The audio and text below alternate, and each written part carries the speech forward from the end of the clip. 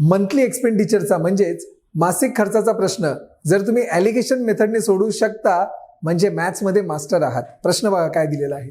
एचा मासिक खर्च त्याच्या मासिक पगाराच्या 85% आहे. म्हणजे जर मी ते ए आणि इथे बी घेतलं तर इथे मी घेतलं 85% जे दिलेलं आहे.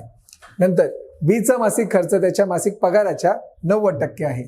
इथे मी 90% लिहिलं. त्यांचा एकत्रित खर्च दिलेला आहे 88%. ॲलिगेशन मेथड वापरली मी, इथे 88% घेतलं. आता बघा हा एक्स ड्रॉ होतो. 90 वजा 88 ते येतं 2% आणि 88 वजा 85 ते येतं 3%. टक्के बाजूला काढले तर उत्तर येतं 2:3. आता 2:3 हे ए आणि बी यांचं गुणोत्तर आहे. तुम्हाला विचारलेलं काय आहे, एचा मासिक पगार 60,000 आहे. बघा ना, हे जे आहे हा जो 2 आहे तो दिलेला आहे 60,000. मला सांगा 2ला कितीने गुणल्यावर 60,000 होतात, तर 30,000ने गुणल्यावर. मग तसंच या 3ला पण 30,000ने गुणावं लागणार की नाही. 30,000 गुणिले 3 ते किती येणार, 90,000.